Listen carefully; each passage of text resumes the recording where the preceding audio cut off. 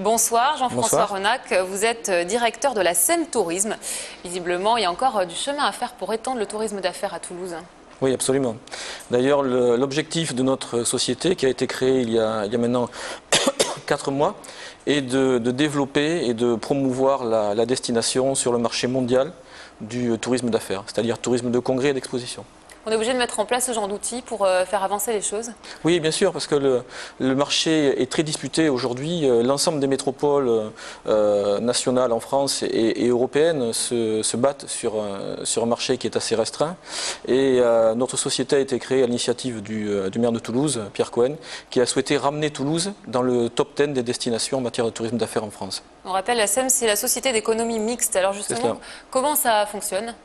Une société d'économie mixte est une société anonyme dont la majorité du capital est détenue par des acteurs publics.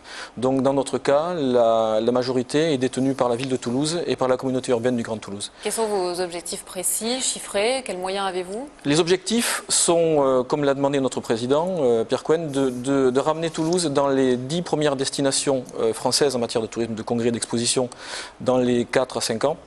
Les moyens dont on dispose sont d'abord les cotisations de nos membres. Donc il y a 130 membres professionnels de cette société, actionnaires, ainsi que les contributions des collectivités, soit environ 1 million d'euros par an. Pour l'instant, vous en êtes où? Qu'est-ce que vous avez réussi à mettre en place là en quelques mois? Aujourd'hui, en quelques mois, donc en 2 mois d'existence, c'est encore assez jeune, notre société est toute neuve, nous avons participé à notre premier salon international à Barcelone il y a maintenant une dizaine de jours, le salon EIBTM, où nous avons pu présenter la destination à tout un panel d'acheteurs de congrès de niveau international, beaucoup de contacts sur l'Europe du Nord notamment, qui ont manifesté leur intérêt par rapport à Toulouse, et l'ensemble de la profession est ravi de voir que Toulouse revient sur le devant de la scène aujourd'hui.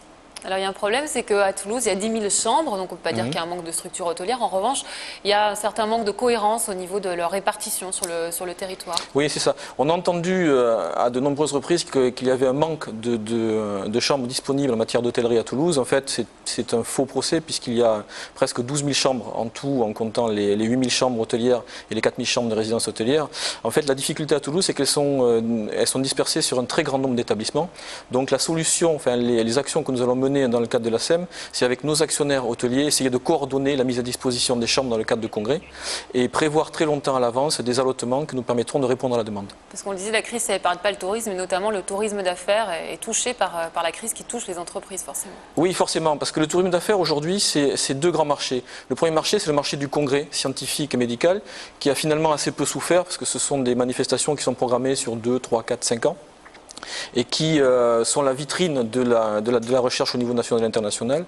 En revanche, le second marché, qui est constitué essentiellement d'événements d'entreprise, a très largement souffert de la crise économique et les grosses diminutions de commandes sont arrivées suite à la désaffection des grandes entreprises. Qu'est-ce qui explique que Toulouse a du retard par rapport à des villes, par exemple comme Bordeaux ou Montpellier, qui semblent être un peu plus développées à ce niveau-là, qui sont un peu plus attractives?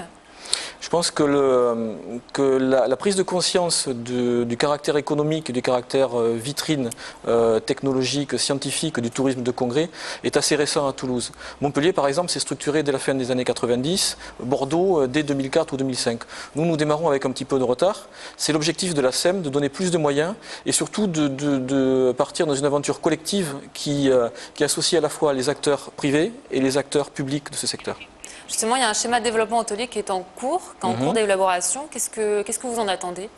On en attend d'abord plus de cohérence dans le développement des infrastructures hôtelières, c'est-à-dire d'avoir peut-être une prévision sur les autorisations de création de structures, et surtout et encore de mettre les hôteliers ensemble dans la même aventure pour travailler sur le développement de la destination. Il y a une autre question aussi, c'est comment transformer un touriste d'affaires en consommateur de Toulouse, en touriste Ça, c'est la vraie question.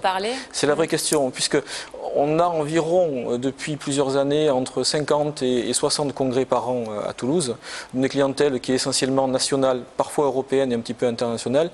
Notre objectif, en collaboration avec l'Office du tourisme, avec qui nous travaillons de façon très resserrée, et de prolonger les séjours des touristes d'affaires, de leur donner la possibilité de découvrir notre belle ville en restant le week-end, en restant 2 jours de plus, et de revenir, notamment via des produits type CityCard, pour visiter la destination de Toulouse dans les années à venir. Je vous remercie de votre présence.